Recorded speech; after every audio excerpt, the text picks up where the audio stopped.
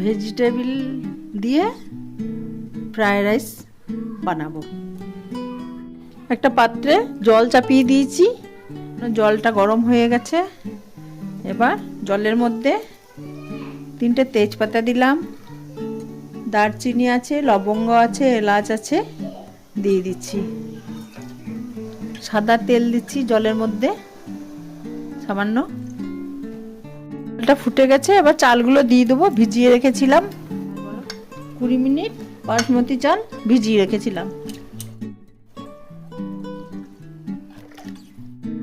এই দিকটাতে ভাতটা তাকতে হতে থাকবে, এইদিকে আমি এই দিকটা সবজিগুলো ভেজে নেব। তাতে সাদা তেল দিচ্ছি, সামান্য ঘি দিচ্ছি।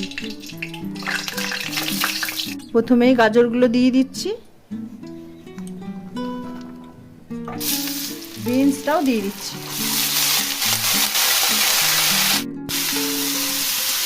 গাজর আর বিনসটা ভেজে নিচ্ছি। 2 মিনিট গাজর আর বিনসটা ভাজার পর ফুলকপিগুলো দিয়ে দিচ্ছি।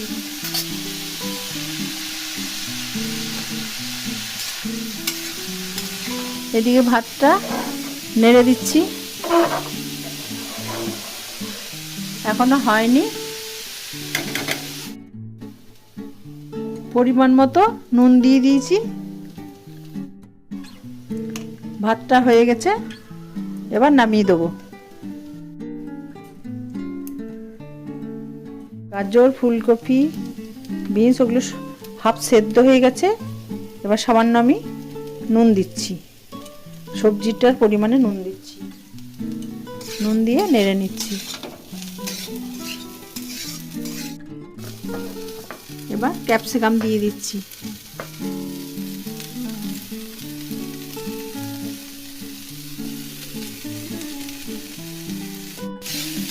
এবার নেড়ে নিচ্ছি ক্যাপসিকামগুলো দিয়ে। এবার মটরশুঁটিগুলো দিয়ে দিচ্ছি।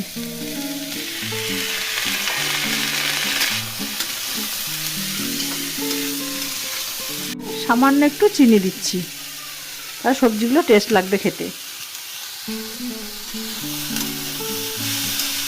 কাজু বাদামগুলো ভেজে নিচ্ছি। কড়াইয়ের মধ্যে ঘি দিয়েছি, গরম হয়ে গেছে, কাজু বাদামগুলো দিয়ে দিলাম।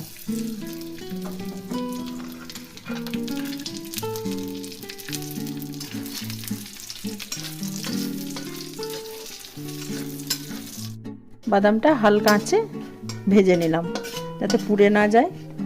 হালকা আঁচেই ভাজতে হবে। তুলে নিলাম।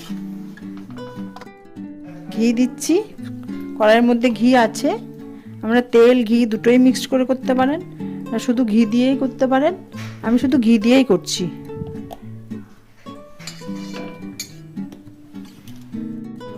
ঘিটা গরম হয়ে গেছে, হালকা করে দিলাম গ্যাসটা। এবার ভাতটা আমি এর মধ্যে দিয়ে দিচ্ছি।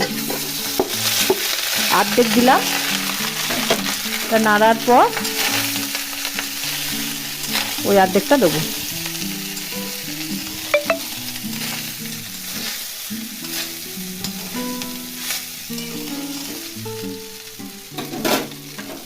আবার অর্ধেকটা ঢেলে দিলাম।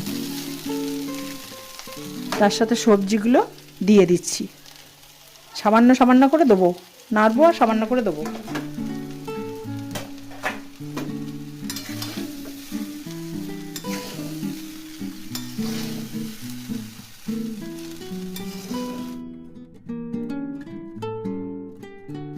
কাজু বাদামটাও দিয়ে দিচ্ছি। চিনি দিচ্ছি। চিনিটা আপনাদের পছন্দ মতো মিষ্টিটা দেবেন। কেউ হালকা খেতে ভালোবাসে, কেউ বেশি মিষ্টি খেতে ভালোবাসে, সেরকম ভেবে দেবেন আপনারা। এবারে নাড়ছি, ভালোভাবে নেড়ে নিতে হবে।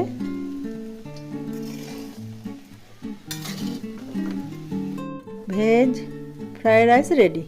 এইভাবে করবেন, খেয়ে দেখবেন কেমন লাগছে, অবশ্যই জানাবেন।